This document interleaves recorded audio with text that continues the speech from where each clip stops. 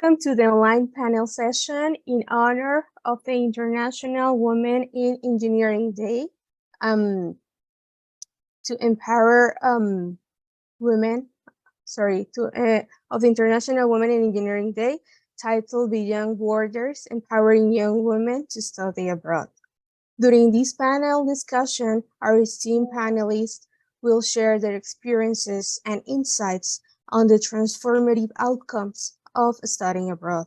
They will highlight the opportunities it provides for academic excellence, cross-cultural competencies, personal growth, global networking, expanded worldwide, and lifelong friendships and relationships.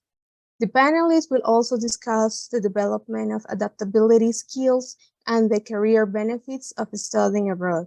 By providing practical information, the panel aims to empower the young women with the knowledge and resources needed to successfully navigate the study abroad process.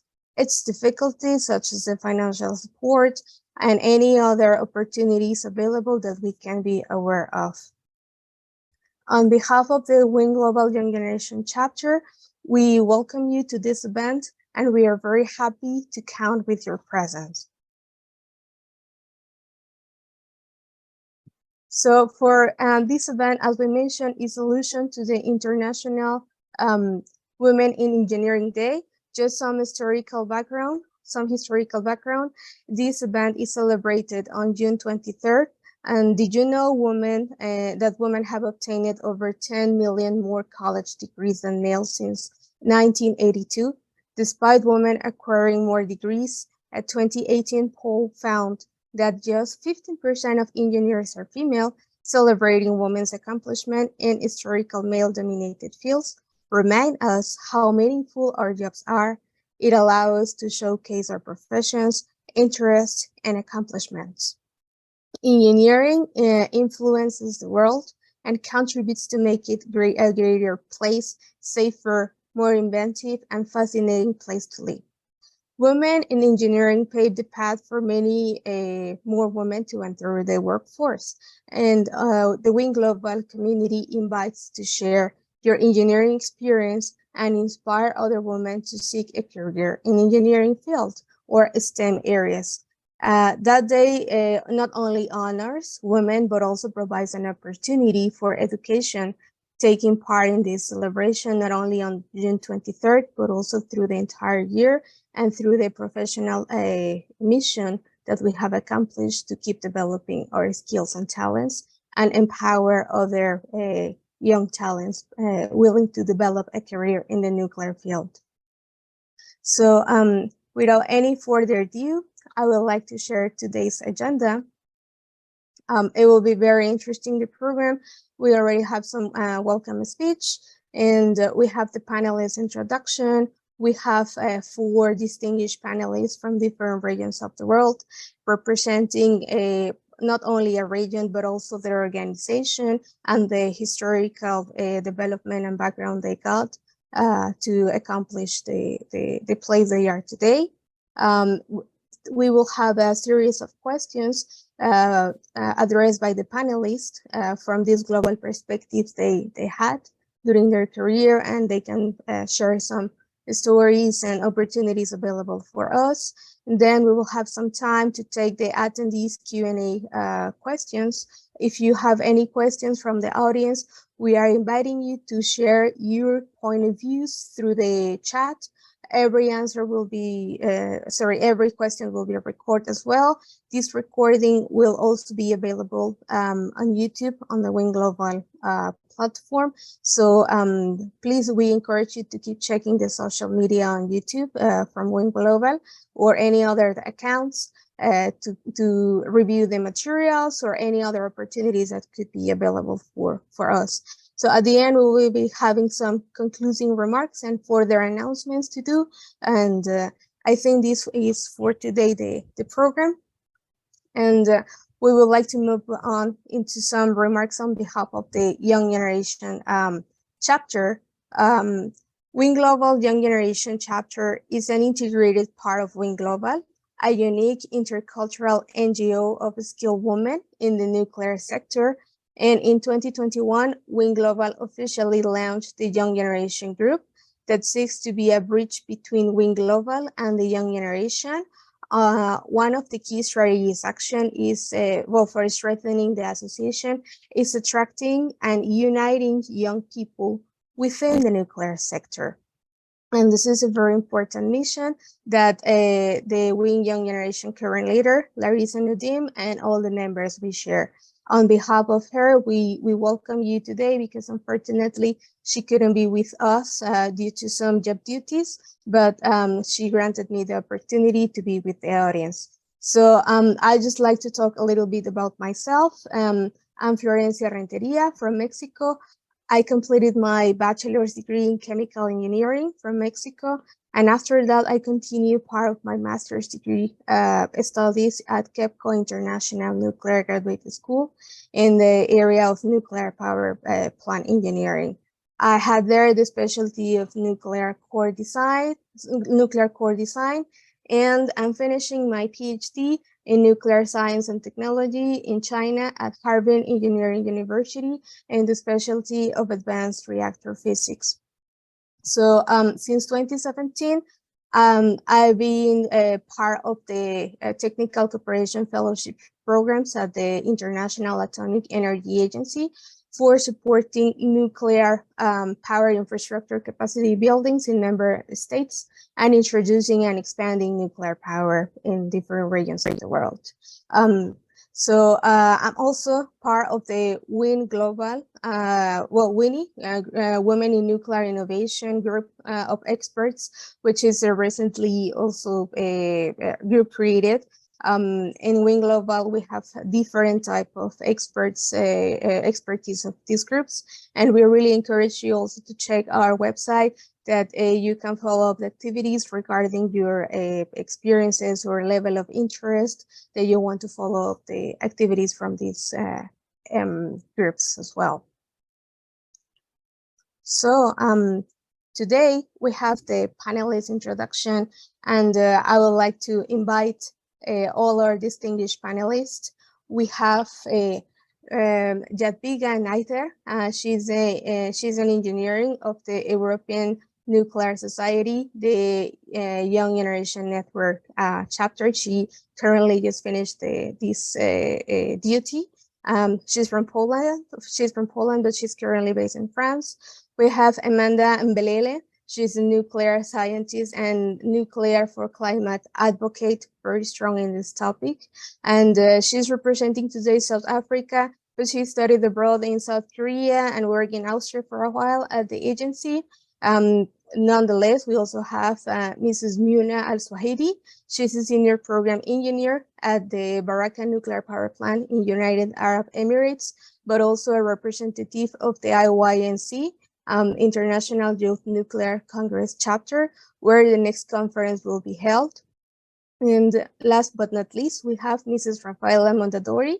She's an intern at EDF company in France, but she's from Brazil as well. So as you can see, we have a very diverse background, but I would like to tell the speakers if they can introduce themselves, that we can know more about them. So Muna, we invite you to talk about you, please. Sure. Hello, everyone. My name is Muna Al-Suwaidi, and I'm an engineer. I started my journey within the nuclear field in 2012 as an undergraduate student. I had the opportunity to do my on-job training in South Korea in Shinkori 1 and 2, as we have the duplicates of Baraka Nuclear Power Plant for Shinkori 3 and 4. I am currently working at Baraka Nuclear Power Plants located in the UAE. I am part of the engineering department with approximately seven and a half years of experience. And I'm also part of the UAE Young Generation and the national representative of IYNC. Really happy to be here today to share my experience in studying and living abroad. Thank you, Women in Nuclear Young Generation, for this opportunity. Thank you, Muna, and thanks for sharing part of your experience. This will be a very exciting panel, and we are very thrilled to have you with us. So, Jadwiga, I would like to give you the floor to introduce yourself, please. Hi, does everybody hear me? We hear you very well. Thanks. Okay, perfect. So nice meeting you. So my name is Jadwiga and I am an engineer still for several days working on designing one of the power plants, Hinkley Point C in England.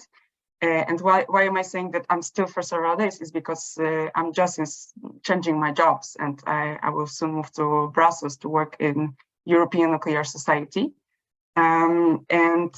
As for the path that I made to arrive to France, because I'm Polish, I started as a student in one of the very good Polish universities, technical universities, and I was studying energy engineering.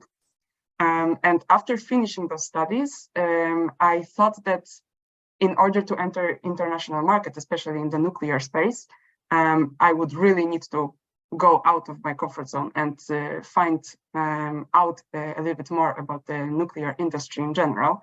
So I started a program that is called Energy Master's School, and more precisely European Master in Nuclear Energy. It lasted 2 years. The first year was in Spain, in Barcelona, and second year was in Paris. Doing those studies taught me a lot about energy sector in general and nuclear sector that allowed me to stay in France and to start a nice job. And right now I'm choosing my own career path that is based on what I like, what is important for me, and I think the international studying abroad really helped in getting this confidence and much more vast knowledge than I would get in when studying only in my home country. So I'm super happy to share those insights during this panel. Thanks, Jadwiga. That was a fantastic introduction, and we are very happy to know all these opportunities that are remarkable. And specifically, you are from Poland, but now you're working in France. So it's a great experience to share to the audience today. So Rafaela, please, I would like to give you the floor to introduce yourself. We're very happy to have you.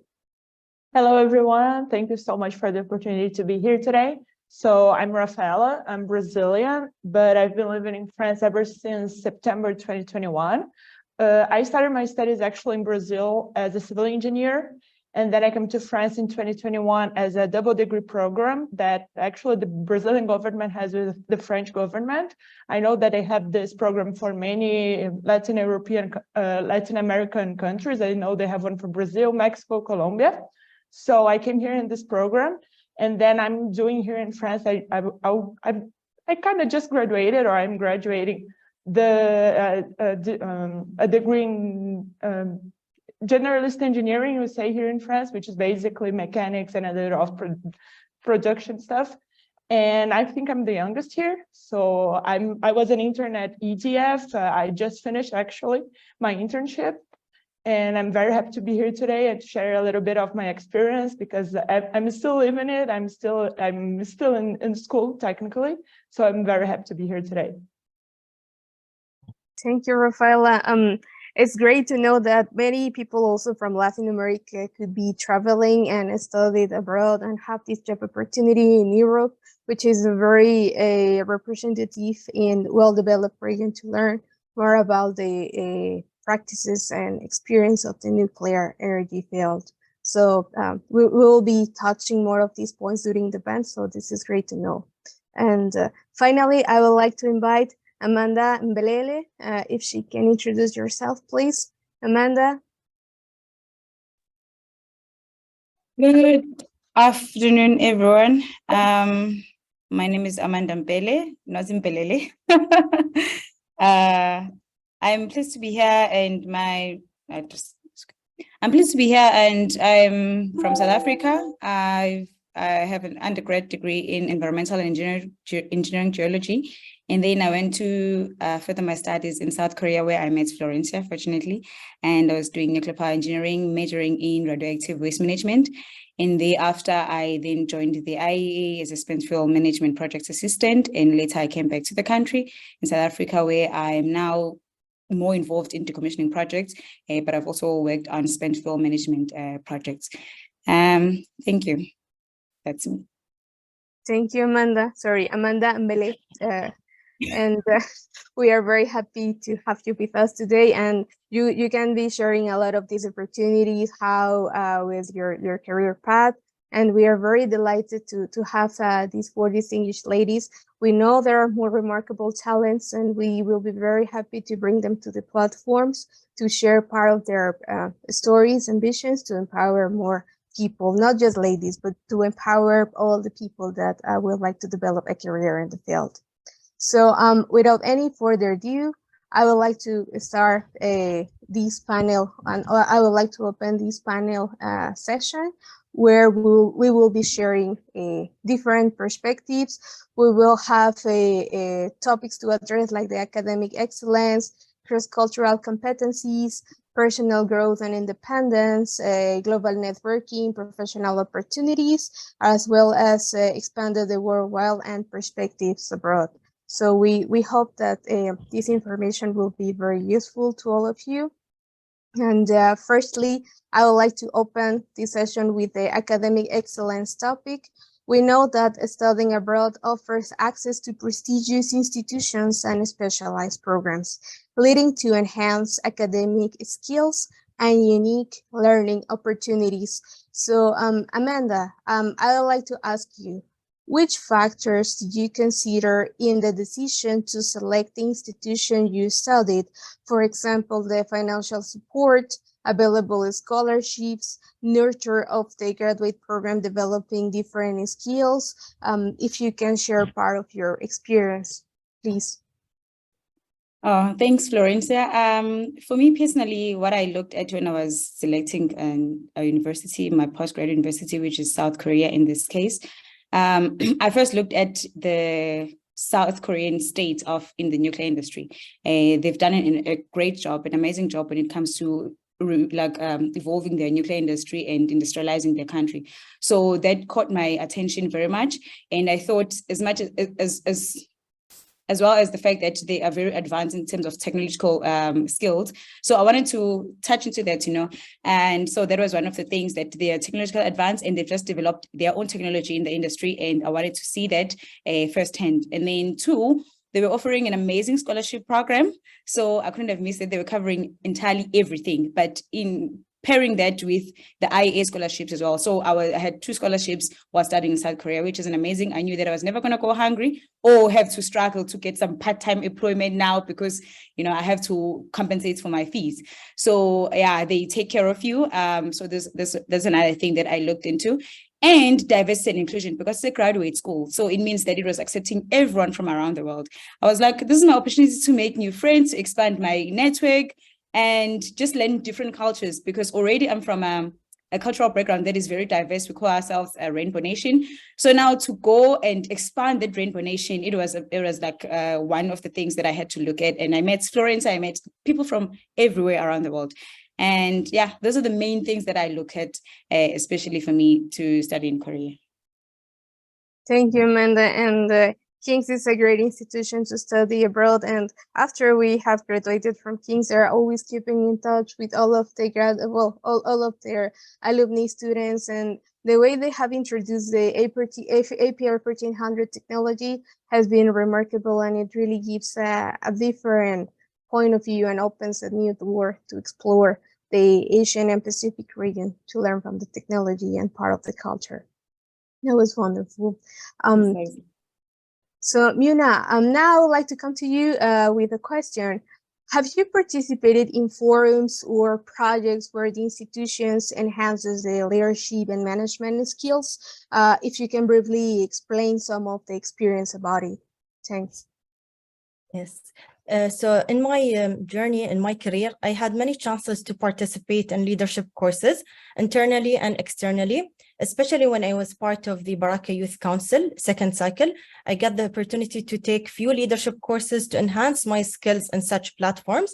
I took the project management course, the innovation management course, and the international leaders course as well. These opportunities, I believe, developed my skills within my work field and with handling external projects. I highly encourage everyone to look for such opportunities and encourage them to develop their skill with it. There is one interesting program that I am looking forward to join. It's the World Nuclear University Leadership Program. It's currently happening in Japan. I wanted to join this year, but unfortunately, I couldn't. So I'm looking forward to join next year. Yes. Thank you, Muna. That was great. And it's very important not only to have a strong technical background, but also to communicate effectively, how to be a good leader in many areas as well, because we never know which type of challenges will come to the table and how we can tackle and tell people where to start for it. And the World Nuclear University programs are a very valuable platform, and all the programs are offering a remarkable competencies.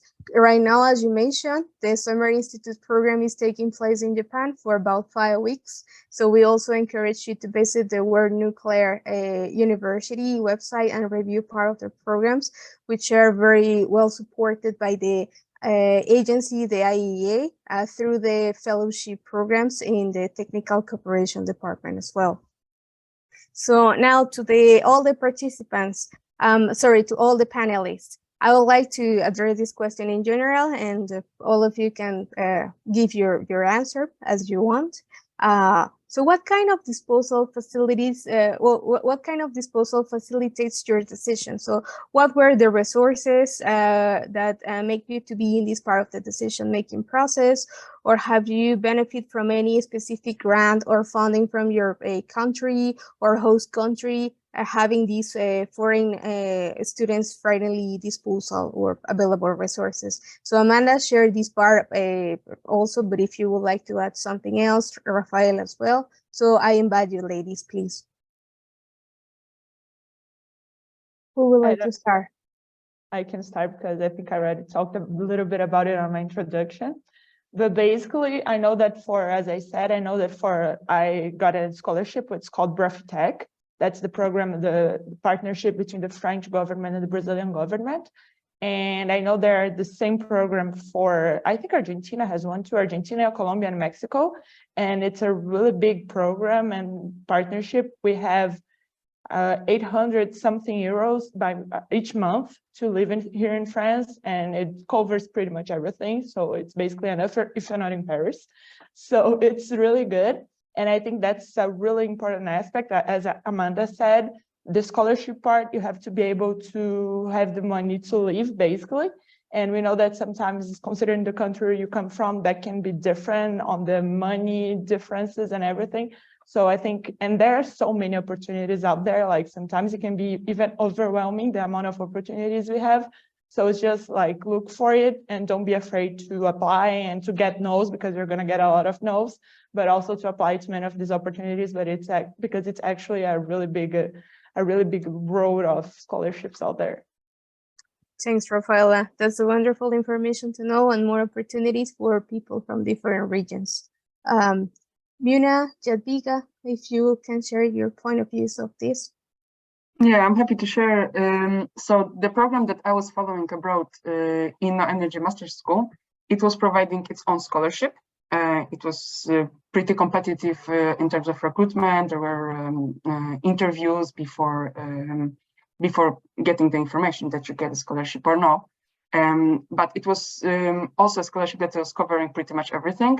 And the plus side was that education was for free. So you were getting a waiver from all the cost of education, which I know that in many countries, it is not at all a given thing. But in addition to it, because this is a program specific, and I know that depending on the program, the conditions are different, but I also really encourage to take opportunities to all the student specific projects. Like there is Marie Curie program at IAEA that can cover part of your studies, and also different short-term projects, conferences that very often specifically for students are providing funding. So this is an additional thing, like extracurricular, where students specifically can travel abroad using, for example, in case you're in Europe, there is a special fund called ENSYGN++. You can apply for it and go for several weeks to some kind of internship or conference where European Union is actually covering that. So I was taking advantage of those several specific things that is specific for European students or students studying in Europe. Thank you. That's a wonderful chance to know more available resources for the European region as well, and how good they can have this program running without any other things to worry about, because it's also important to have that stipend during your studies, and you are sure and free to have this time for studying as well. Muna, would you like to share part of your experience for this section? Yes, sure. So I agree with both Rafaela and Jadwiga that scholarship is important when we do search for any working or job opportunities, graduate or undergraduate. So it was part of our program is to have a full scholarship. We studied 2 years in the UAE, and we had the opportunity to do our on-job training in actual running power plants in South Africa. So this was like attracting the students to come and join the nuclear industry, nuclear sector. And we as a country, this project consider as a new project, and we are like young in this field. So we didn't have any the resources within the UAE, so we got the opportunity to do abroad. We have students also got the opportunity to study abroad in the US, like a full scholarship, 4 years. And like we got the opportunities and the resource to study abroad and within the UAE for such a sector. So that's great to know, because we know that South Korea and UAE have a strong brotherhood and partnership as well. And having the opportunity to work and study in the country, it really opens your point of view and which type of technology you can be exported to the home country, and how to promote more cooperation and activate closely projects towards both countries. Thanks, Muna. Amanda, you share part of the vision of the IAEA Fellowship, but if you would like to share more opportunities or something that you missed under the introduction, please feel free to do so. Well, I can't say I missed much, but I would like to just add to all women participants right now that the scholarships are out there, and it's important to secure a scholarship early in time so that you plan accordingly. And as a woman, as a young woman, you should take advantage of this opportunity, because before they were not there. So now the UN wants to try and bridge the gap between women and males. So most countries, there's a lot of member states in the UN, therefore they try by women to align with the UN sustainable goals. And one of them is empowering women and bridging the gender gap. So women should be out there and check all the scholarships. They are out there. And as we had mentioned, the IAEA offers a lot of women scholarships. Marie, I'm not going to continue, but Mari scholarship, as well as Korea also has a lot, as well as the UK. In fact, internationally, there's a wide range of scholarships that a person can exploit to their advantage. So thank you. Thank you, Amanda. That was a very inspiring message for the audience and to anyone that will be watching the recording of this webinar. Thank you very much. So now I would like to jump into the cross-cultural competencies section, talking about the immersion in different culture, foster cultural awareness, intercultural communication skills, and appreciation for diversity. For this section, I would like to ask in general to the 4 panelists, what were the most challenging factors you found in adapting to the cultural environment in graduate school? For example, the working environment, the language barriers, mixing with different cultures and learning different approaches as well. Who would like to start, ladies? Probably I can. Jadwiga, please. Yes, sure. So my graduate school that I followed was a global one. It was, we had students coming from all around the world, and very often those students were really, really well adapted to their culture, and me the same. But when coming to such a big mix of different cultures, you really had to have very, very open minds and treat everybody with kind of the approach of like blank page. You cannot always adapt your cultural standards and your how I call it filters, that you know, how you understand the messages that people pass with your own cultural background. So it was a very interesting experience indeed, with my fellow students, to start learning this openness to culture. And language-wise, while the program was in English, so this was the easy part. We all shared the same vocabulary. We also learned everything about the industry in English, very useful. But then being thrown in another country, we studied in Spain and in France. I found it very, very useful, and I recommend it to anybody to learn at least a little bit, to make this effort to learn a bit of the language, even if you're staying there for a semester or a year, because this makes you witness this culture that you're sharing with the people for this limited time much better, and it makes the experience much more rich than staying in your bubble among your student friends and just going out with the same people all the time.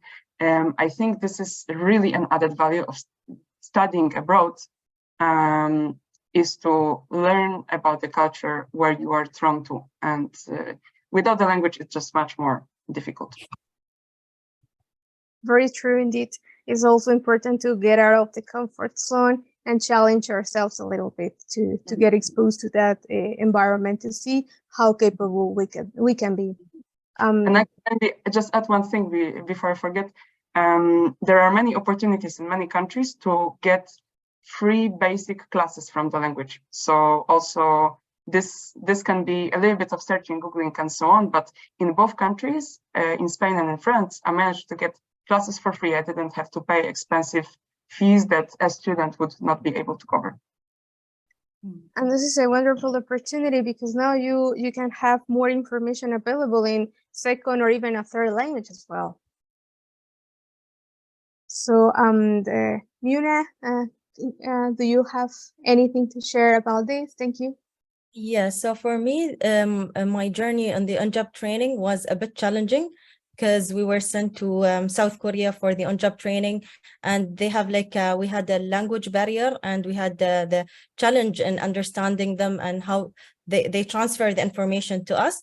Actually, we still face this challenge with the multicultural organization we have. So we have different nationalities within our nuclear power plants, and everyone have a different background, different knowledge, and they want to adapt what they do in their power plants back home and into our organization. So it's a bit difficult to listen to who, to follow whom. It's a challenging environment, but at the end we all have the same goal, which is operating the power plant safely.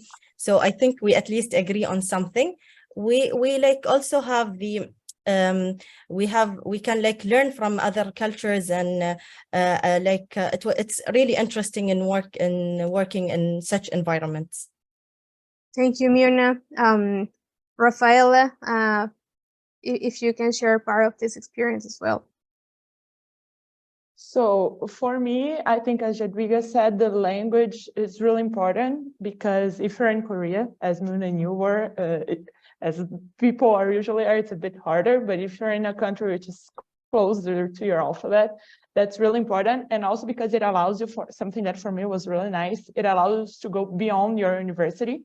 So it allows you to make friends outside of school. For me, for example, I play basketball, so I enrolled in a basketball team, which was my city's basketball team.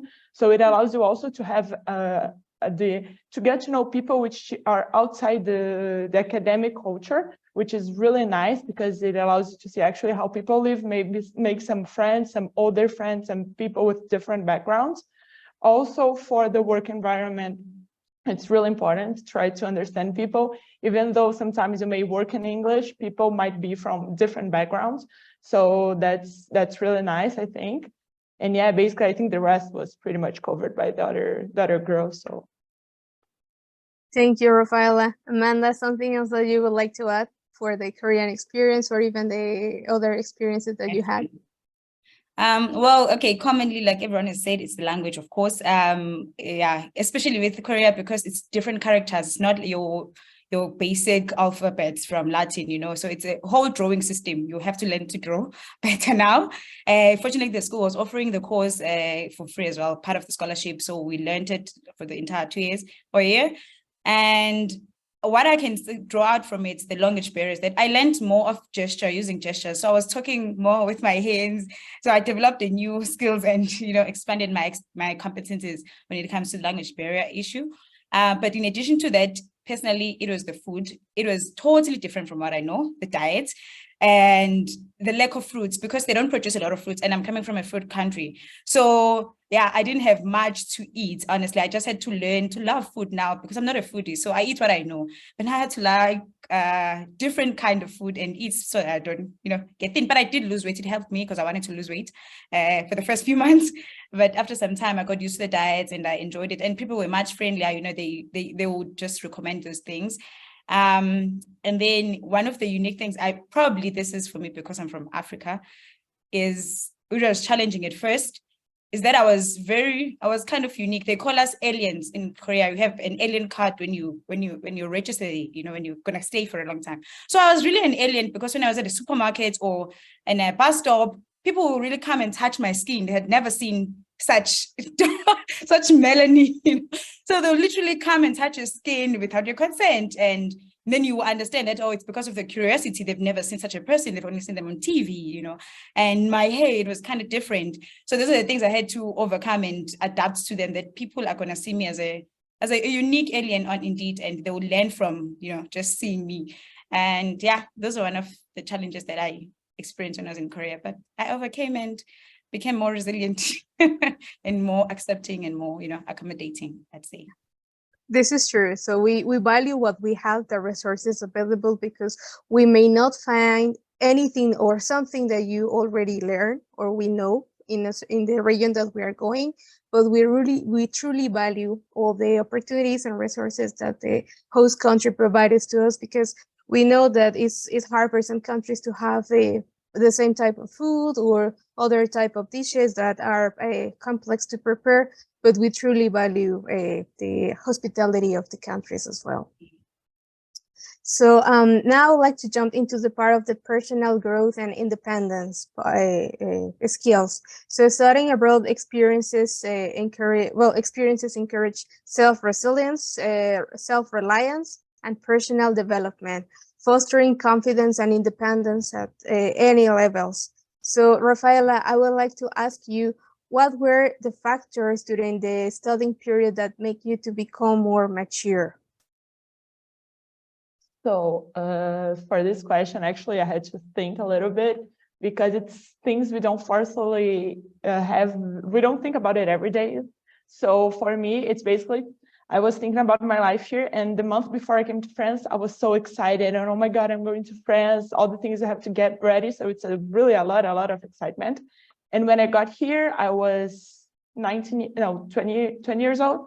And I remember the first night I went to my room, I looked around and I started crying like crazy. Not because I was sad, not because of anything, but it was the first time I was alone in the world, without my parents, without my family, in a different country.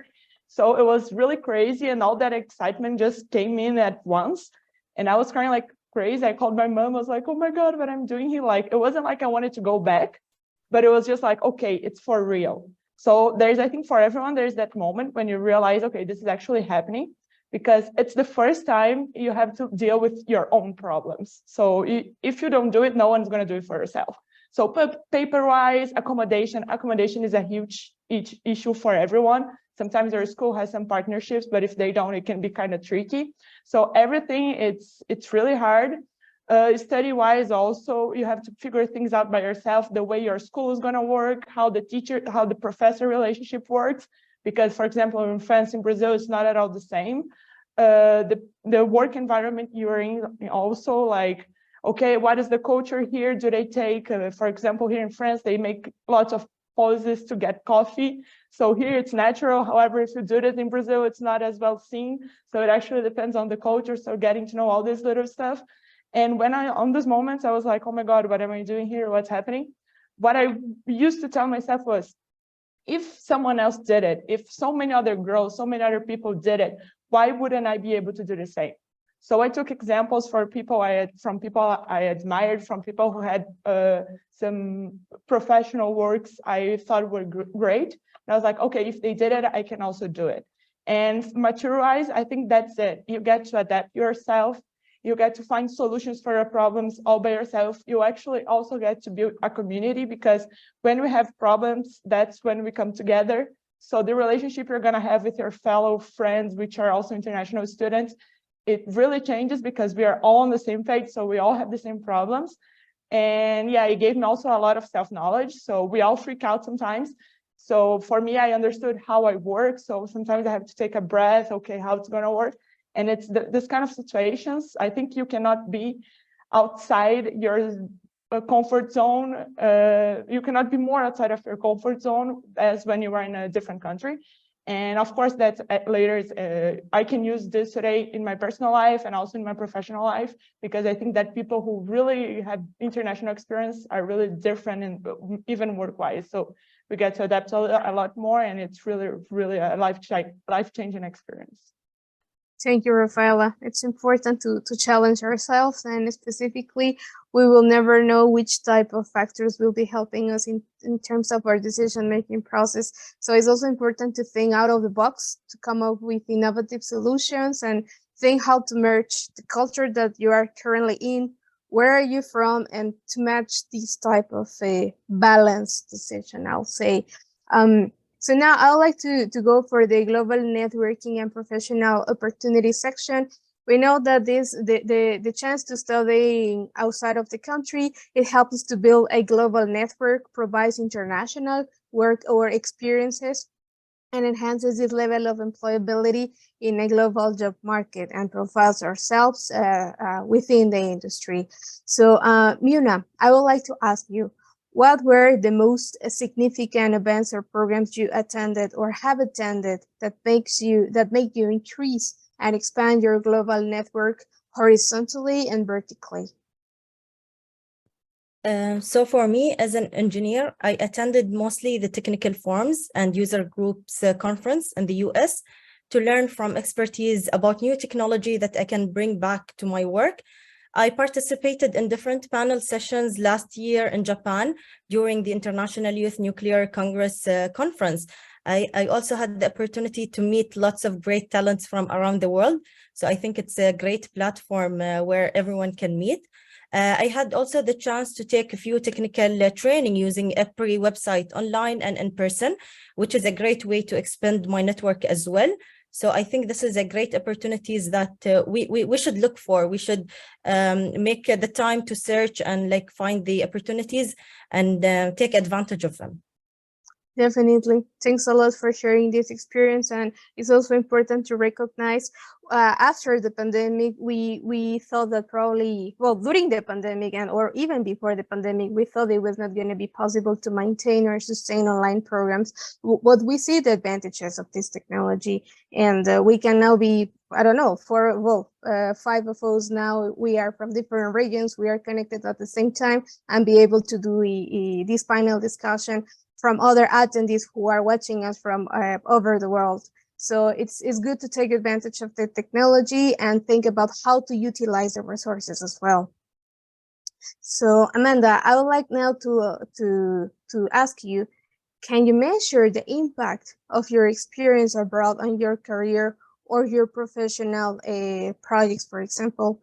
How it's been going this journey through your professional and personal path? Thanks, Florencia, for the question. Yes, I can say that the impact is quite positive, and I wish if I had a scale, I'll give you a number, maybe a 10 out of 10, I would say. Especially when because I moved from South Korea to the IAEA. So now IAEA was more of an application for me, because now I had to do the work and I had to apply all the skills that I learned when I was in Korea, interacting with a lot of people. It was the first time but now when I moved to Austria, I had to apply all these skills, how to work in an environment, especially the UN environment, where there's people really from all over the world. And you have to work, you have to produce results at the same time, you have to immerse yourself in the culture and understand people's cultures and, you know, accommodate yourself, be accommodative. And in addition to that, I'll mention an example, Florencia. You remember sometimes when I have a project at work and then I'll call you and say, Florencia, do you know of this code, blah, blah, blah. So you get to be in a space whereby you have the entire world to help you, basically, you know. So as much as I always say that we have to learn in every situation we are at or in any position we are at. So if you get out of your comfort zone, if you get out of your country, you then expand your school, you expand your knowledge database. I can call anyone now all over the world to help me with anything, and it improves my projects immensely. It improves the organization's work immensely. As a result, yeah, I can say that I can measure it, and it's positive. And I would advise people to actually take on these opportunities of going outside, because you expand your network and it directly impacts your growth as a person and as your professional growth as well. Thank you, Amanda. And indeed, when you're connected with many other people of the world, it's very easy to have this flow of information. It brings a huge advantage, because probably something that you never know or you never thought about it, someone talks to you and now you have expanded your mind. And it's very important in the constant evolution of technology and science as well. So I would like to ask to Jadwiga, after completing your graduate program, you mentioned about the internship opportunities or job opportunities that you apply inside, that you apply inside and outside of your country. So when you started this journey, how difficult was, or what were the factors? Did you check the types of applications? What were they offering you, or how is this process, if you can comment? Yeah, so the international internships that I finished during my studies, I started almost immediately when I started my journey with nuclear, so already in Poland. I thought that I want to have like a warm-up before going abroad to see how am I going to realize how much, well, independence does it require. So I completed several short-term internships like that, and it all was very much based on the network. So this is one important thing. Every time there is an occasion, every time there is a conference, it is really, really useful to just make friends with people from the space, have interesting conversations, show that you're interested, which you probably are because you participate in this webinar. And remember to ask for the business card or for an email address. And when you start looking for an opportunity, reach out to those people. If you're interested in some research facility, reach out to all the scientists that you know. And if you're interested in industry, reach out to people from the companies that you met. And just search for something, and then see if you like it or not. And iterating, you will find maybe a career path for you. What is the most interesting, and where you are the most, let's say, talented, what gives you also the most pleasure. And then I made one long internship, which is obligatory in the scope of the French education system. And this was an internship that is already like typical recruitment. I didn't know the tutor. And there, a lot of Googling and a lot of questions for the professors because when you study abroad, you don't necessarily know all the opportunities in the country. So it's important to ask questions to people who know, and don't be shy, don't try to be too independent, but really ask people who already passed the same path. Also, more experienced students or people who graduated the program. They are also very good point of contact to knowing where can you find the best opportunity for yourself. Thank you. That was very valuable, Jadwiga, especially how to interact with other people. Some people tend to be more nervous, but we don't have to be afraid of, no one is perfect. We have to communicate effectively. Never just keep a question in your mind. Try to address to the right person. Or if this person was not the appropriate one, probably that person can direct you to the right one to be answered, or more opportunities will be available. And something that you really gives like a very good hand on it is the business presentation, the business card presentation. I mean, we are not designers, but for the graduate students or who are currently studying, you can go through Google, type like how to do the design of my business cards. You can print them like very simple. Of course, it won't be like the professional ones that they give you at those conferences, but at least you are starting this path. You are sharing part of your data, activate your profile on LinkedIn, keep your updates there, network with more leaders and other professionals to expand this global network. LinkedIn is a very good platform to keep active all the information and stay updated within the events of it. So now I would like to ask to Rafaela, Amanda, to all of you ladies, Jadwiga and Muna, within this scope, did you have the chance to meet global industry leaders or mentors that keep empowering your career from day one to the date of today? How is this experience for you? Who would like to start? Rafaela, probably. Yeah, so for me, it's really something I'm still learning, to be honest, because as I said, I'm the youngest here. So I attended the ENYGF on May, actually, so it's not last month, we're in July. And it was actually the first nuclear conference. Actually, I didn't tell this in the beginning, but I went into nuclear it was a choice, but it was just curiosity. Like in the beginning, as I said, I was in civil engineering, and then here in France, I'm not even in a nuclear degree. It's because I was actually curious about what could happen. What is nuclear actually? Because everyone talks about it and I didn't know anything about it because we don't actually have nuclear power plants in Brazil. So I went into nuclear to get to know it and I really loved it. So that's why I went to ENYGF. And it was the first time actually, as Jadwiga said, that it could be an environment where I actually met a lot of people and I could exchange with people who had the same interests as me. And something I learned is that actually the most important thing for me, sometimes I'm really scared of making language mistakes and I'm afraid people are not going to understand me or something like that. And once I watched a TED talk about it, so not even related, but I realized that the most important thing is actually for you to be confident.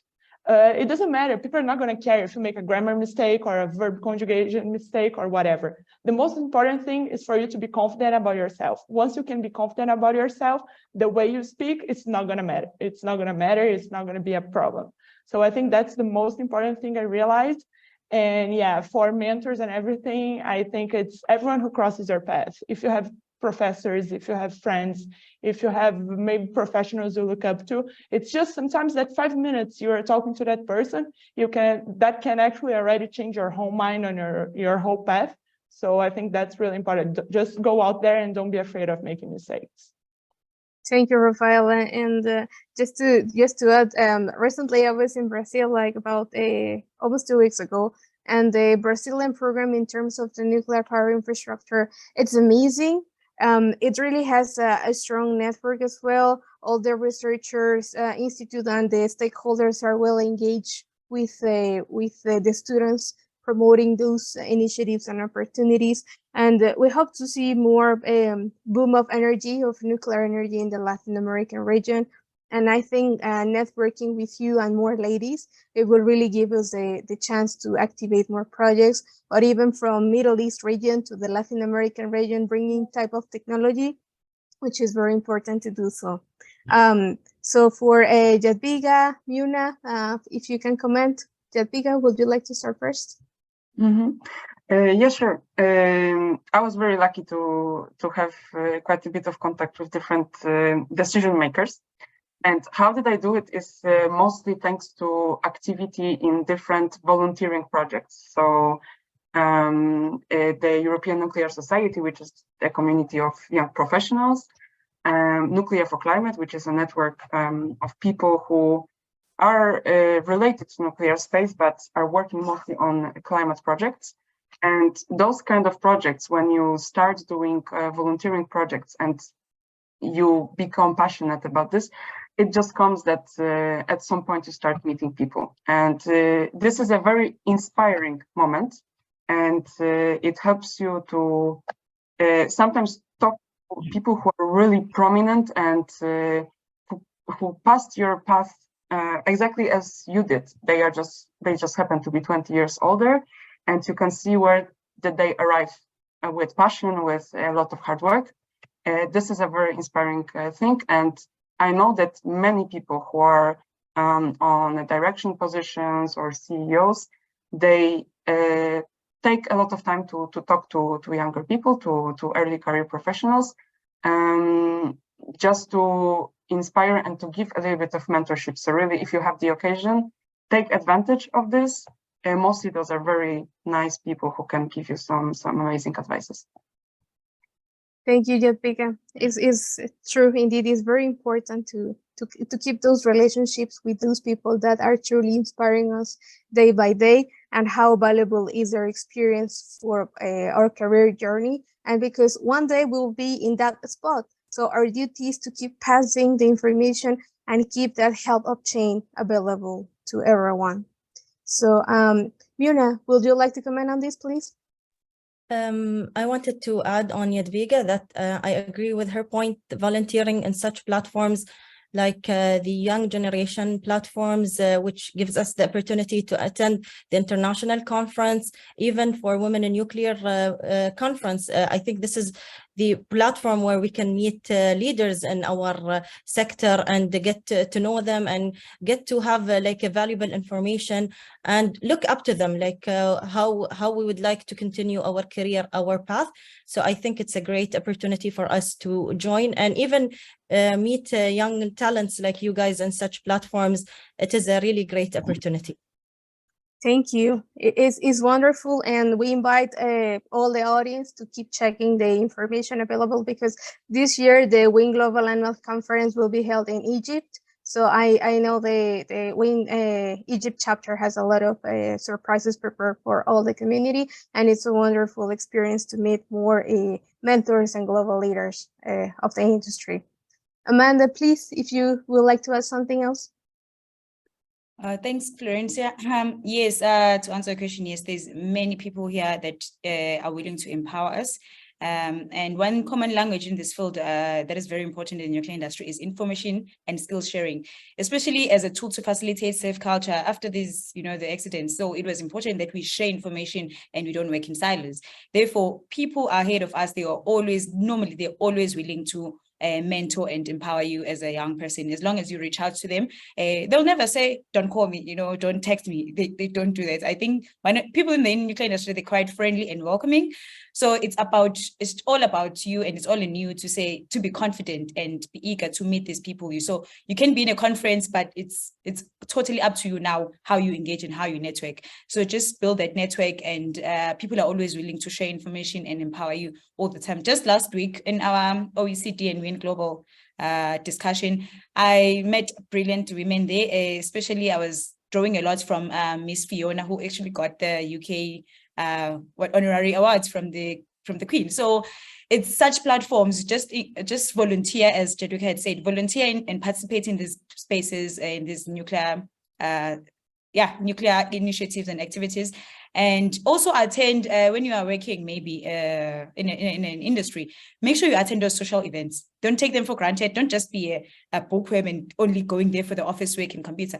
Attend those social networks, and that's where you meet people. That's where you engage with them. You know them at personal level and professional. They share more in those spaces than they do in the office space. So you get to build relationships in such settings.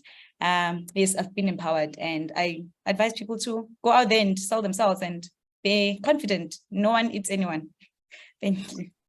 Thank you, Amanda. That was very, very true, and 100% agree with this, because it's very important to talk to those people that will really help us to build our career path. And don't miss any opportunity. Sometimes we could be tired at some conferences or events, but don't miss those network opportunities, because those conversations, you won't have them again with those leaders. Take that opportunity, because when you are specifically in the physical place having dinner together, take that chance to talk to those leaders and professionals in that moment. So now I would like to jump into the section of expanded worldwide and perspectives, because it really helps us to be exposed to diverse culture perspectives, challenges assumptions, and deepens understanding of global issues. Rafaela, now I know that you are still doing part of your program, but how did you find the cultural immersion before and after the program, for example? When you went to France the first time, now you have been living for this time, how it changed your mind about the culture, or maybe some points that at the beginning you didn't like, but now you like them, or how you can share part of the experience within? So I think the most important thing is that we all talk about collaboration and international projects, and mainly nuclear, that's really important. So everyone talks about it, but I only got to actually experience it once I was in a foreign country. Even in an international school here, where usually in France we have engineering schools which have a lot of international students. So it was the first time even in school doing projects which I could actually see what different nationalities and countries can bring to the conversation and can bring to the table, and how that is important, actually, how our personal lives can affect our work and what we are able to contribute in projects. The same for companies. So that's the first time I could actually experience it, but more like this little storytelling about culturally speaking. There were some shocks, obviously, even though Brazil is not that far from France. But for example, here, the first time I went out to lunch, when I was doing my first internship with my boss and all the engineers in the company, everyone asked for wine and drank wine. In Brazil, you cannot at all drink alcohol if you're having a work lunch, no one's gonna drink alcohol. So they actually offered me a glass and I was like, no, thank you, because I thought it wasn't nice and I couldn't do it. And when I saw everyone was drinking. So there's this small kind of stuff. Also here in France, they have a really close relationship to the food. So there's always like rituals. You have to wait for everyone to have their meal to start eating. And then everyone gets always a starter, a main course, and then the dessert. And in Brazil, it's not actually the same. We have a much chiller environment, we could say. So everyone is more okay. So there's these small things which are really nice. But in the beginning, they were kind of a shock. So we have to learn to adapt. Actually, now I know I can drink wine if I go out to lunches with my colleagues. But in the beginning, that's the thing. You have to learn how to adapt.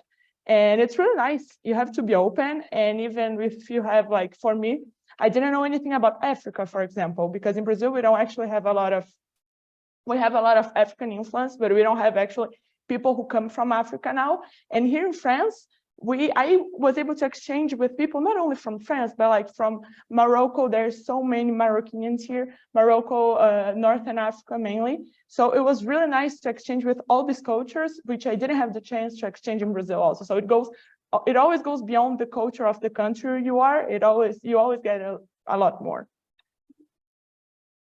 Very true. Thank you, Rafaela. And sometimes it could be shocking because in your culture, you are not used to do something, but then you see that there is a very different immersion, but there are certain things that you will really like to try to see how comfortable you are within. So it's very important. So Amanda, from your side, when you arrived to South Korea and then you completed the program, how did you feel before and after? Did you change your mind in certain perspectives, how you see nowadays and culture, or what's your point of view? I'd say that for me in particular with South Korea, yes, there was a lot of learning curve. Of course, you get a culture shock. Whenever you are in a different country, there's going to be moments of culture shock and you feel like going back home, but you don't. You have to suck it in and stay there, So I learned the language, and at some point I was really excited that I'm learning this unique language. It's rather unique, And whilst at that as well, I also learned how to greet in Spanish because I met you. I also learned how to greet in Arabic. So as I was moving around the country now, because I've met a lot of people, I'm able to at least be comfortable in other people's cultures. So when I was in Egypt, I could greet in Arabic, and then people start speaking Arabic. I'm like, no, I can only greet, But then it builds more confidence as well with you, and people become more comfortable with you. So there's just more room for you to make new engagements and make new people. And this is one key thing I always want to share with people, that whichever country you go to, just learn at least how to greet. You know, it makes people more comfortable and more welcoming to you. And I was in Poland, I know how to greet in Poland, you know, dobranoc, that's good night. So that's just one thing. Whenever I go to a country, I learn how to greet. And that when living in South Africa, my tribe is more dominant. So I was more accustomed to my language and English and Afrikaans.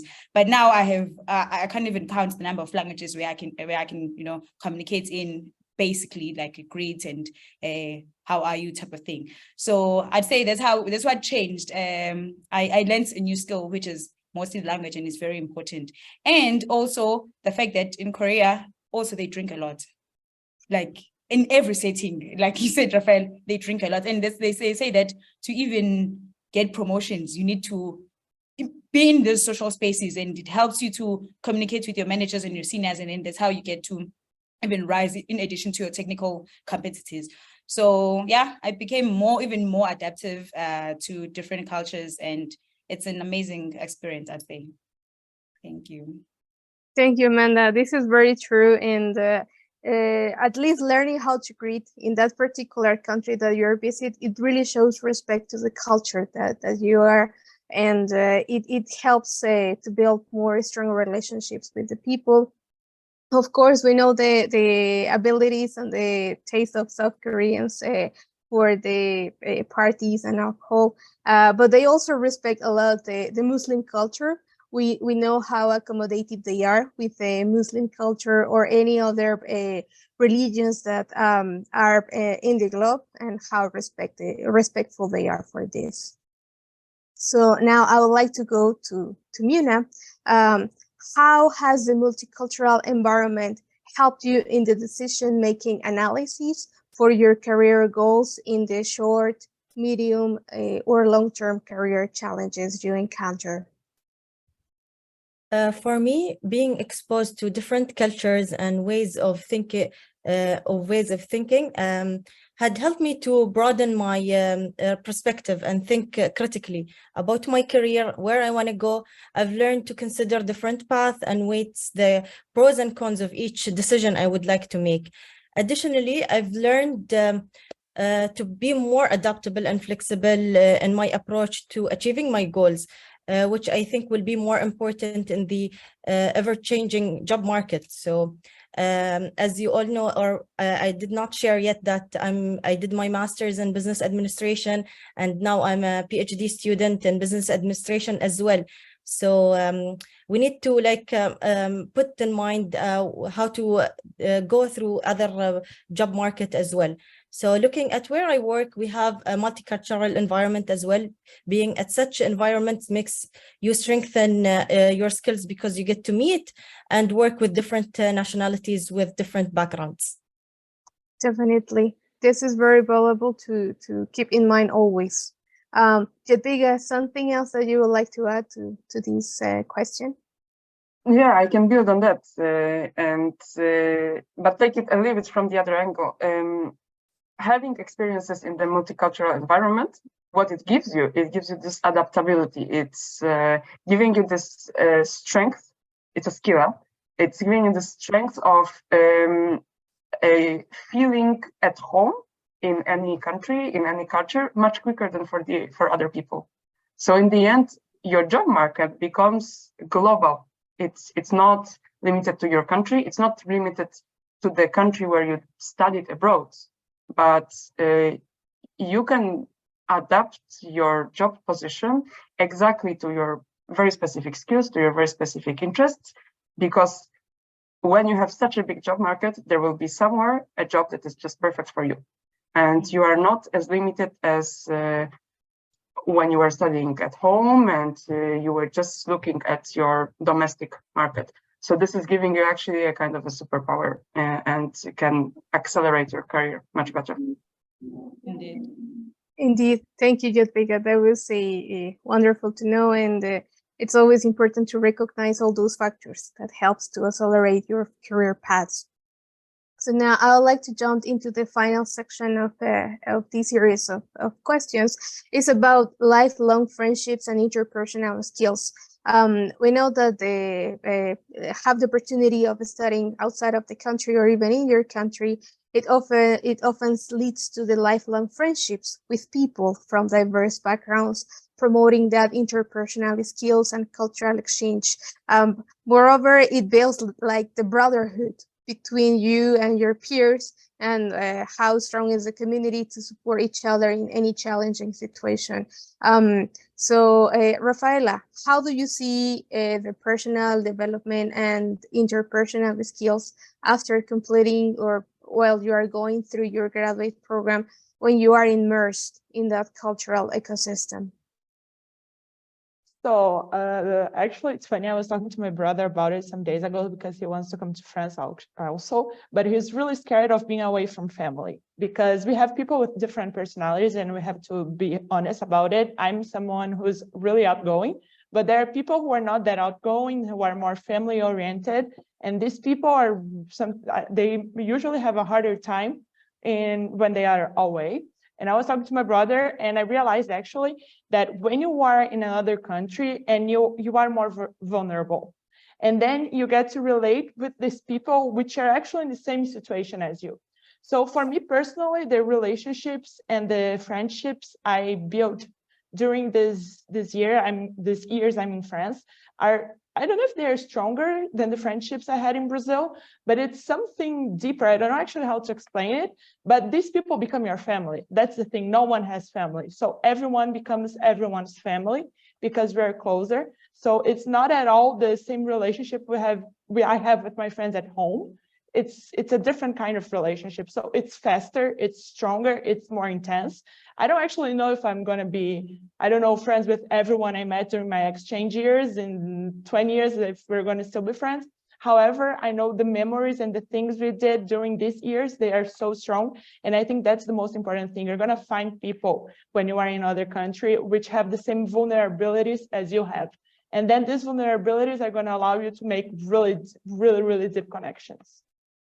Very true, Rafaela, indeed. And you know, I'm sure that after you, let's say, if you return to Brazil, you will still have that brotherhood and sisterhood because you stay with them. You remember all those challenging situations, and whenever you need help, your peers will be happy to give a hand. And this is something that Amanda and the King's community have experienced through the years after we have completed the program. And we know the sisterhood and brotherhood is still there. So, Mirna, would you like to give us part of your experience while you're studying in USA and South Korea? How is this for you? So indeed, my personal and interpersonal skills have developed, especially when I came back from studying abroad. It's really interesting to learn and get to experience different culture. I think my undergraduate program and cultural exchange experience helped me develop a better understanding of different perspectives and ways of thinking. It also taught me how to adapt to new environments and communicate with people from different backgrounds. And I'm happy to see Jadwiga. So whenever I see her in any platform or meeting, I feel like I'm confident and I'm okay because we met in IYNC Japan. So the sisterhood is there. And I'm really happy to say that I met Larissa as well in Japan. And once I came back to the UAE, I texted her like, I'm going to visit Paris soon. If you're available, let me know. We can meet. We can have a coffee and talk along. And we became friends. And that's what is about the exchange and being in such conference. It's about making friendships and networking as well. True, indeed. And the IYNC and all those platforms, it really activates that friendship to build for the future. And let's say if you need any other information for tourism or wherever you would like to go, now you can ask a lot of your peers because your folks are there for you. So Amanda, would you like to set some example for this question as well? Setting an example, well, yeah, it does build a lot of sisterhood, as you had mentioned, Florencia, especially like we're a good example of this.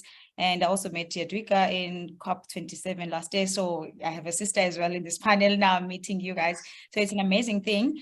As an example to say how far it can take you. Honestly, when it comes to tourism, you almost have a tour guide, a free tour guide in every part of the world, you know, and you at some point you even have a home in all parts of the world. So you just have to book a ticket and go there and experience the country. So that's what it has given me. I know that I have homes all around the world, and I have sisters and brothers in the entire globally, basically in the entire world. So yeah, these platforms, these programs, the international programs, they really help us to expand our worldview, but also expand our families, because sometimes there's people that can't understand your struggle maybe at home, but when you talk to someone who's abroad, they really understand what you're talking about. So you get to have more even therapist sessions, you know, where you can people relate to the same struggles and issues that you have all around the world. And yeah, that was it for me. That's what I drew out. Thank you, Amanda. Jadwiga, would you like to share part of your experience to close this session and jump into the Q&A session from the attendees? Yeah, happily. So everybody knows that I have many friends right now in this panel session, and also we met with Rafaela also in the, let's say, associative environment for a competition, innovation competition that was organized by a Nuclear Society. I will maybe, because we covered a lot of personal experiences and friendships and so on, I can add maybe a little bit of this professional also touch. So having the international study experience or going to conference, what it gives you also is the fact that it takes effort to get there. It takes a lot of passion to get there, to, you know, a lot of documentation, you know, you need visa and so on. Many people are not passionate enough or interested in their career to do this. So who you meet in this kind of environment is the most determined, the most passionate people who later, whatever their career path will be, whatever your career path will be, you will probably stay very interested and close to this, let's say, bigger nuclear community. And personally as well, because, for example, me personally, the nuclear topics are also my personal interest, and sometimes I can even call it my hobby. So you learn very different views, very different insights from many different parts of the spectrum of the nuclear jobs, employment, because those friends, they will stay in the, let's say, visible positions. They will you will meet them in other conferences. You will learn a lot from different views. So, for example, I am an engineer, but I have friends in the regulatory body. I have friends in the science, and it just makes you a better professional because you're more aware of what is going on, what are the news, and also what are the views of sometimes people who represent the other side of the wall. So, for example, I am designing a power plant, but there is somebody who ordered this power plant, who is, so to say, my client. And when we can talk personally, we can understand each other better and work with each other better. The studying abroad and going to different projects, volunteering, conferences, it gives you much better opportunities to become more mindful about what is going on in this nuclear space. And this is also amazing. Thank you, Jadwiga. Now we have a couple of comments and questions from the audience. First, I would like to start with, this is an anonymous question because it was not registered with the name, but this person is mentioning, I have this notion that the courses in nuclear engineering are difficult, especially if you are not good in math or physics. How did you find the courses? Are they manageable, or if you just study hard, that's the key driven? So anyone else from you that would like to address this question? I can maybe address this question because I think I was asking myself the same things. While many people joining the nuclear studies are very strong in maths and physics, me, myself, I was always learning 2 times more than other people and trying to understand the concepts that visibly I was grasping them much slower than others.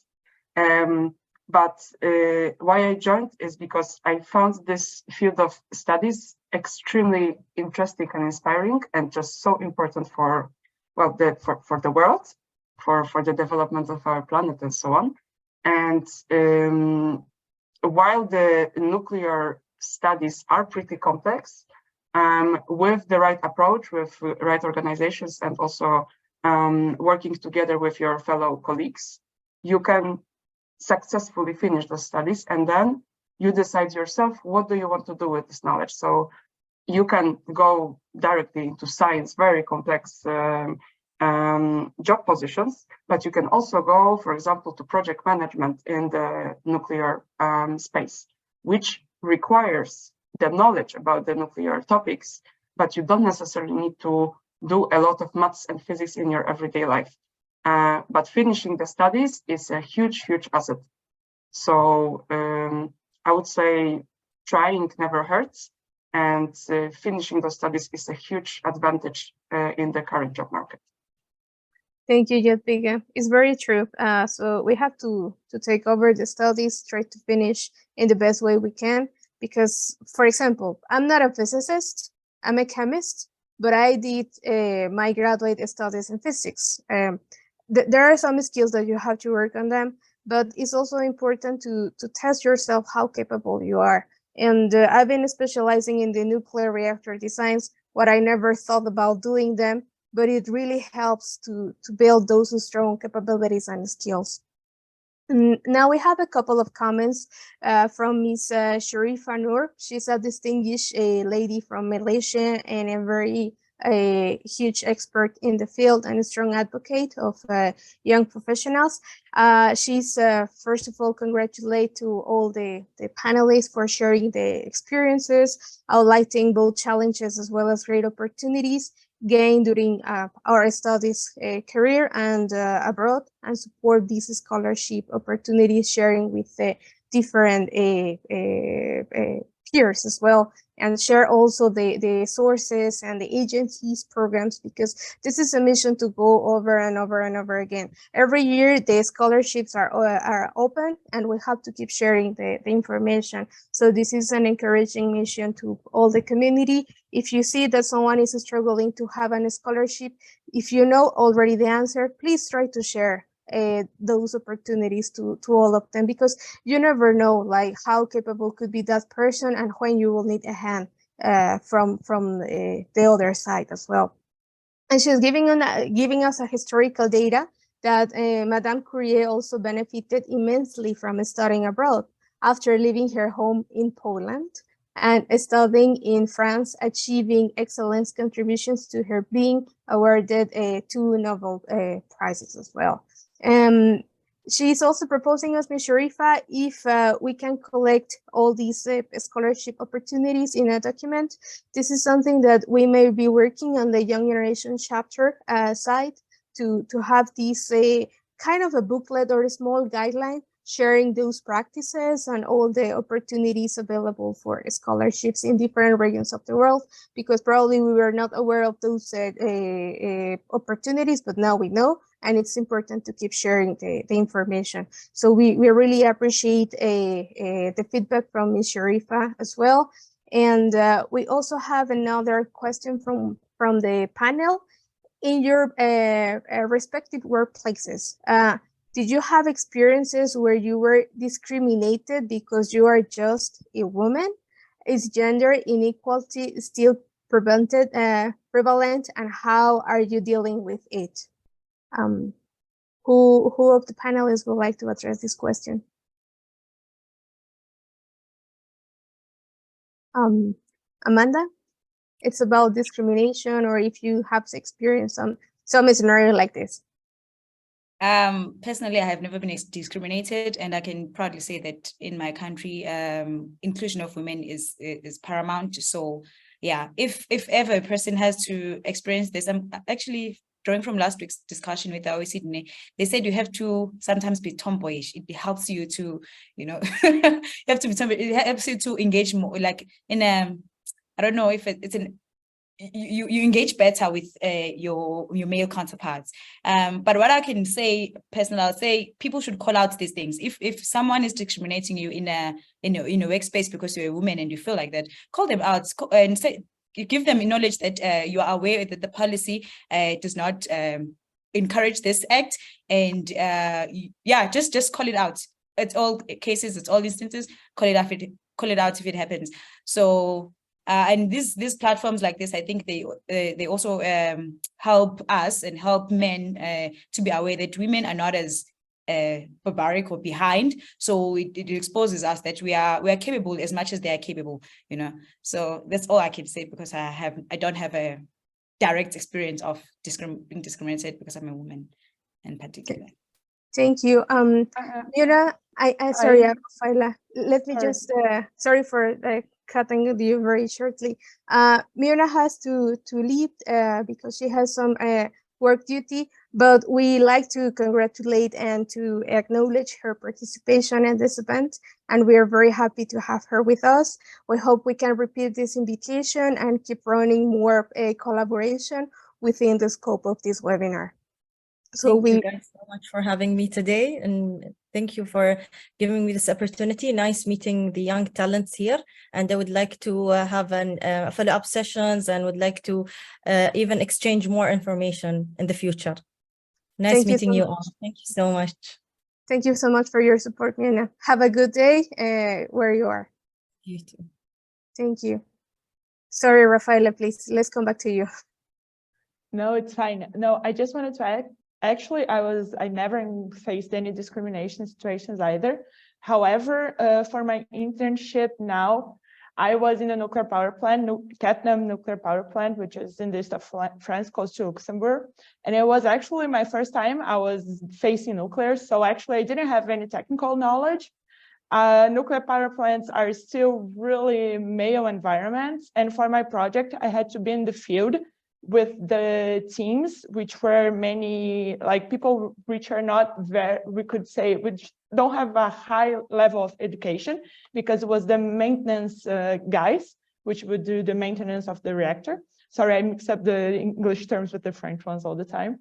And then for me, in the beginning, I was like, okay, how am I gonna present myself to these guys, because I have to be with them every day following their work. However, I don't have any technical knowledge. I'm a girl. They have twice my age, actually, sometimes even 3 times my age. And for me, the question was, how am I going to present myself? How am I going to connect to these people so that they respect me as a woman and actually as a professional? So in the first thing, I think you got to show your interest with people, and that's why we can actually make relations and be respected. However, later on, I actually learned that behind my back, some guys used to make jokes about the fact that I'm Brazilian, and like we have all the sexualization behind Brazilian girls. And I learned that some guys used to make jokes about it. However, they never did it to my face. I never felt disrespected. So I didn't know who it was. It wasn't even EDF. It was another company I worked with. I was with the guys from another company. So actually, I didn't know who it was. I couldn't report it. It wasn't to my face. I never felt anything, but it's just to say it still happens in nuclear power plants mainly, which really male environments, and with people who are not really educated, it can actually happen more often. But I think that's it. If you impose your respect, and as Amanda said, if you have a really strong posture, that's the more important thing. And you actually have to be gentle with yourself and tell yourself you're learning. For me, it was that I was gentle with myself, saying, okay, I'm going to try and see how it works, because it's my first time. I was really scared, and it worked pretty well, but it still happens, unfortunately. Thank you, Rafaela. It still happens, and I think we have to transform that sometimes negative energy into a positive energy, and not to pay that much attention to those comments that could offend yourself. And we have to be strong, because those comments, some people think that it can be harmful to you, but no, we have to be more wise and strategic to not let them hurt you in this case. So just a personal question from Norwin, one of the Young Generation chapter members. She's a graduate student who is currently pursuing a career in medical physics. One of the applications of nuclear energy in medicine However, she's contemplating switching to a career in nuclear engineering. From your experience, what is the likelihood of a woman of a non-EU nationality, European nationality, in landing a job as a nuclear engineer in Europe? If you can have your input for Norwen or some insights, not only for Norwen, but for the audience as well.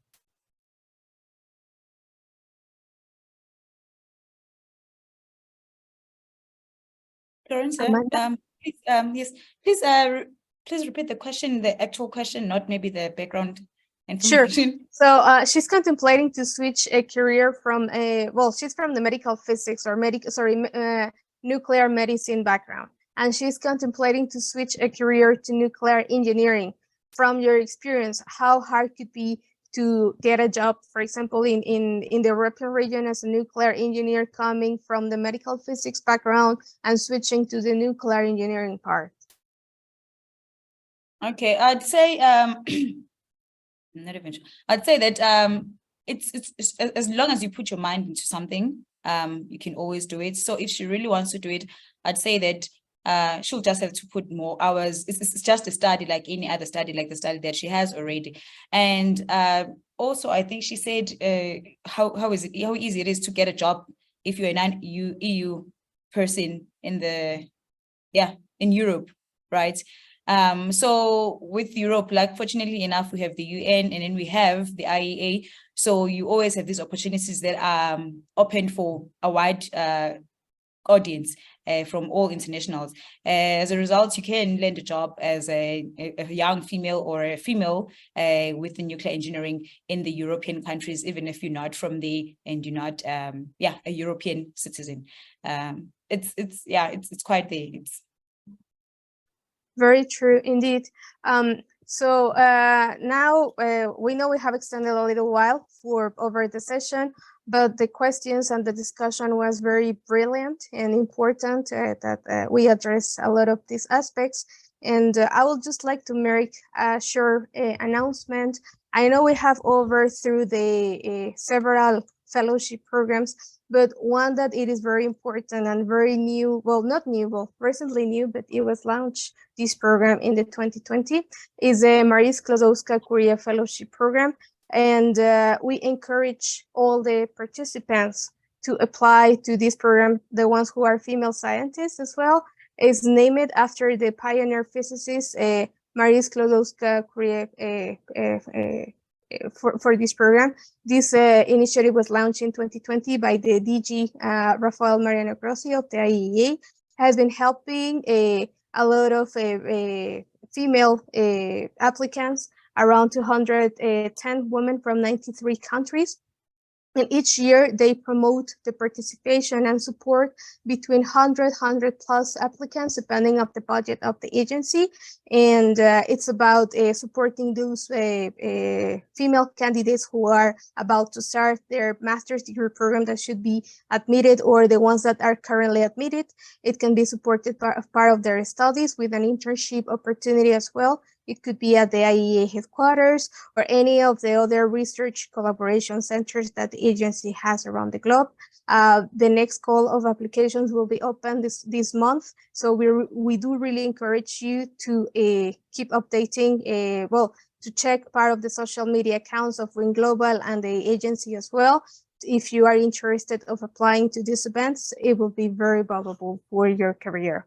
Another fresh initiative that was launched this year is the Lise Meitner program, named after the Austrian Swedish physicist Lise Meitner. It is a visiting professional program, aims to boost women career development in the nuclear sector, in particular the energy field. And it has this background of having professional visits to several nuclear facilities, not limited only to power plants, but also on their construction sites or operational sites or the commissioning sites, research reactors and centers of investigation, scientific institutions, laboratory, and so on. So it was launched on March, I think, March this year. The first cohort already took place over the program in USA, and I think the agency is preparing the second cohort. Who can apply? You can check the criteria online, and you can even see that not only are the people who are studying already, who are working already in the industry, but also encourage to the PhD students taking part of the application of this program. So those were the two announcements I would like to make, and I would like to come up at the end of this session with some conclusion remarks. But first, thank to all the distinguished panelists and the audience to be taking part of this online panel session. We hope to repeat over other regions this format, and it will be very beneficial to all of us to keep sharing part of these stories and resources and opportunities available. So I think this is some food for thought to take. Firstly, to recognize different mechanisms to expand to your professional career and the network. So it's always important to keep networking with people and embrace those relationships. You have to challenge yourself. Learn different knowledges, different type of knowledge, disciplines or areas that you never thought that you will be capable to do it.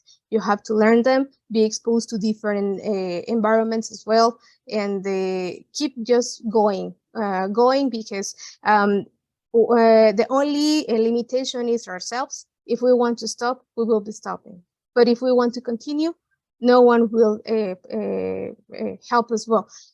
Specifically, no one will stop moving us unless we want to do it. We have to be exposed to a multicultural environment, as we see from the panelists, with different learning approaches, developing our skills, and this developing skills process is always continuous. It never ends. So we have to always be updated until this moment, and have in mind the continuous evolution in our career, because science and technology evolves every day. So there are always a lot of things to catch up during the day and develop the daily experience of ourselves. So I will just like to invite everyone to follow the WiNGlobal website and the WiNGlobal Young Generation chapter social media accounts, or if you have any questions or something else that pops on into your mind, you can always contact the chapter through the email address. So we want to thank especially to the 4 panelists. Thank you for your support and for your time. And this is the end of the session.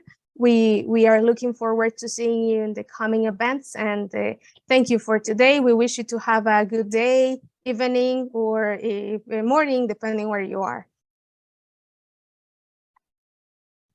So thank you all, and have a good day.